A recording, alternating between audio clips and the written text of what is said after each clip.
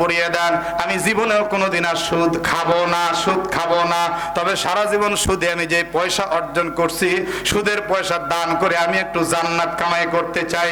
ওই যে প্রথমে যে প্রশ্ন আপনাদের সামনে উপস্থাপন করলাম, সুদের টাকা আল্লাহর রাস্তায় দান করে কয় টাকা লাভ হবে, কয় টাকা সওয়াব হবে, এই লোকটা একই প্রশ্ন পীর সাহেবের কাছে করছে, হুজুর আমি সুদের টাকা একটু আল্লাহর রাস্তায় দান করে জান্নাত কামাই করতে চাই। পীর সাহেব তখন একটা ধমক দিয়ে বলছে, খবরদার বেয়াদবি কথা বলবি না, হারাম টাকা কিন্তু হারাম কাজে যাবে। হারাম টাকা কোন দিনের জন্য হালাল কাজে তুই ব্যয় করেও পার পাবে না। হারাম টাকা আল্লাহর রাস্তায় দেওয়ার নিয়াত করলে আর একটা গুনাহ হবে। হারাম টাকা দান করার নিয়াত করাটা আর এক হারাম। জোরে জোরে বলেন নাউজুবিল্লাহ। এবার মুরিদ বলতেছে, হুজুর আসলে সারা জীবন আপনার কথা শুনি নাই, আজকেও শুনবো না। বলেন তো এটা কি ভদ্র না বেয়াদব? বলে আচ্ছা ঠিক আছে, তুই কি করতে চাচ্ছিস? বলে হুজুর আমার হারাম টাকা আমি হালাল কাজে ব্যয় করে আপনাকে দেখাই দিব, আর যদি আমি ভালো কাজে ব্যয় করতে পারি আপনার পীরগিরি আমি ছুটায় ফেলায় দিব। পীর সাহেব কয়, বাপ রে বাপ, তাহলে এক কাজ কর, আল্লাহর নাম ছাড়া তোর পকেটের মধ্যে একটা হাত দে। আল্লাহর নাম ছাড়া যখন পকেটের মধ্যে হাত দিছে, দেওয়ার পরে বলে যা আছে সব তুল। তোলার পরে বলে মুঠ খোল, খুলে দেখতেছে 50 টাকা। বলেন কয় টাকা? বলে 50 টাকা। বিসমিল্লাহ ছাড়া আল্লাহর নাম ছাড়া দান করবি, কিন্তু খবরদার খবরদার এই টাকা যেন আমার শর্তের বাইরে দান না করা হয়। বলে হুজুর বলেন কেমনে দান করব?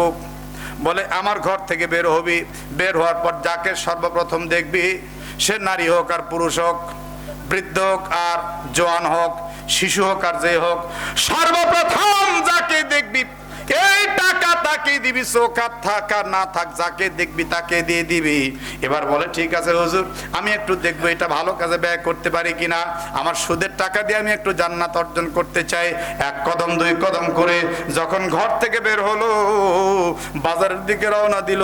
বাজারের প্রধান গেট সামনে যখন পেল, প্রধান গেটে ঢোকার সময় দেখতেছে লাঠি নিয়ে বসা আছে একটা অন্ধ ফকির। একটা টাকা ভিক্ষা দাও রে বাজান, কে আছে একটু পেটে খাবার চাই, এই কথা বলে বলে চিৎকার করছে।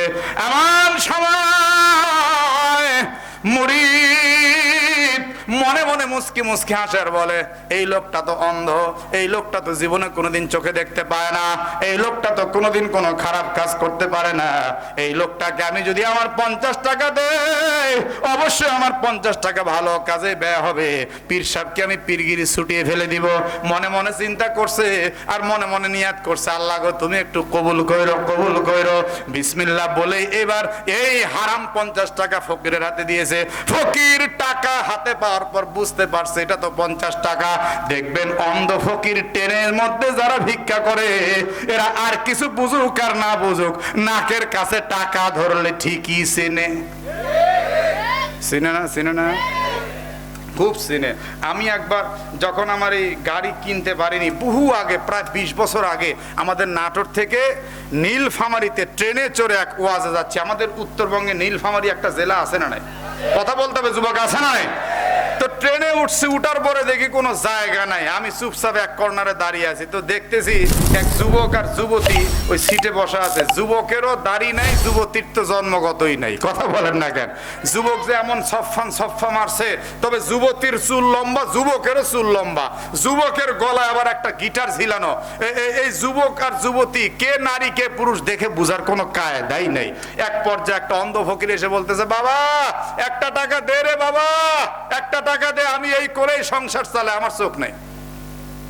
তো ওই যুবকটা পকেট থেকে সেই আমলে 5 টাকার একটা নোট বের করে দিছে। অন্ধ ফকির নাকের কাছে টান করে ধরে বুঝতে পারছে, বাপরে 1 টাকায় কেউ দেয় না, 5 টাকা। যে আমলে 1 কাপ চায়ের দাম 8 আনা। কথা বলে না রে মুরব্বীরা? 1 কাপ চায়ের দাম কত? 8 আনা 4 আনা। চা খান নাই? আমি খাইছি, আমার মনে আছে। সেই সময় 5 টাকা দিছে মানে ফকিরের তো মনে করেন যে বুকটা এত বড় হয়ে গেছে। এখন ফকির এই যুবকের মাথার উপরে দিছে হাত, হাত দিয়ে এবার দোয়া করছে, আল্লাহ